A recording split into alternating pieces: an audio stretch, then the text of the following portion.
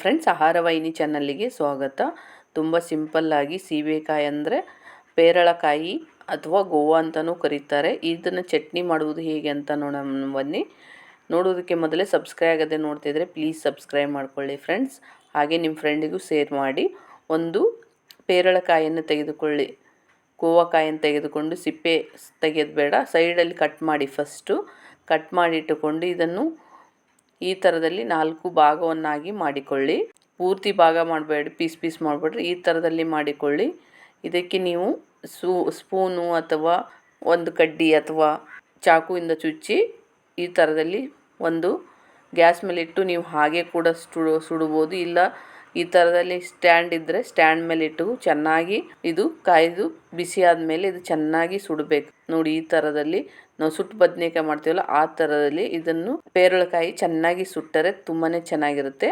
ಹಾಗೆ ಆರಿದ ಮೇಲೆ ಸೀಬೆಕಾಯಿ ಪೇರಳಕಾಯಿದ್ದು ಸಿಪ್ಪೆ ತೆಗೆದು ಇದನ್ನು ಕಟ್ ಮಾಡಿ ಸಣ್ಣ ಸಣ್ಣ ತುಂಡುಗಳನ್ನಾಗಿ ಕಟ್ ಮಾಡ್ಕೋಬೇಕು. ತುಂಬಾ ಚೆನ್ನಾಗಿರುತ್ತೆ.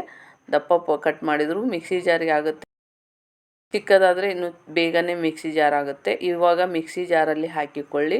ಆದರೆ ಆರಿರಬೇಕು ಪೇರಳಕಾಯಿ. ಆರಿದ ಮೇಲೆ ಹಾಕಿ. ಹಾಗೆ ಹಸಿಮೆಣಸಿನ್ಕಾಯಿ 4ರಿಂದ 5 ನಿಮ್ಮ ಖಾರ ಎಷ್ಟು ಬೇಕೋ ಅಷ್ಟು ತೆಗೆದುಕೊಂಡು ಸ್ವಲ್ಪ ಚೆನ್ನಾಗಿ ಸುಡಬೇಕು. ಸ್ವಲ್ಪ ಕೊತ್ತಂಬರಿ ಸೊಪ್ಪನ್ನು ಕೂಡ ಹಾಕಿ, ಹಾಗೆ ಸುಟ್ಟ ಮೆಣಸಿನ್ಕಾಯನ್ನು ಹಾಕಿ, ಸ್ವಲ್ಪ ಪುದೀನವನ್ನು ಹಾಕಿ, ಜಾಸ್ತಿ ಹಾಕಕ್ಕೆ ಹೋಗಬೇಡಿ. ಹಾಗೆ 1 ಇಂಚಿನಷ್ಟು ಹಸಿ ಶುಂಠಿ ಕರಿಬೇವನ್ನು ಹಾಕಿ, ಅರ್ಧ ಲಿಂಬೆಹಣ್ಣು ಸ್ವಲ್ಪ ಕಮ್ಮಿ ಹುಳಿ ಬೇಕಂದರೆ ಅರ್ಧ ಲಿಂಬೆಹಣ್ಣು ಹುಳಿಯನ್ನು ಹಿಂಡಿಕೊಳ್ಳಿ. ಹಾಗೆ ರುಚಿಗೆ ತಕ್ಕಷ್ಟು ಉಪ್ಪನ್ನು ಹಾಕಿ ನೈಸಾಗಿ ರುಬ್ಕೋಬೇಕು. ತುಂಬಾ ಚೆನ್ನಾಗಿರುತ್ತೆ.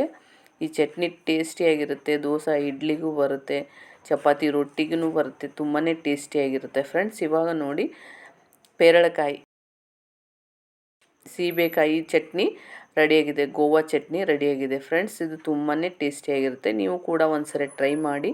ಹೇಗಿದೆ ಅಂತ ಕಮೆಂಟ್ ಮಾಡಿ. ನಿಮ್ಮ ಫ್ರೆಂಡ್ಸಿಗೂ ಕೂಡ ಶೇರ್ ಮಾಡಿ. ಪೇರಳಕಾಯಲ್ಲಿ ವಿಟಮಿನ್ ಸಿ ಕೂಡ ಇರುತ್ತೆ ಫ್ರೆಂಡ್ಸ್.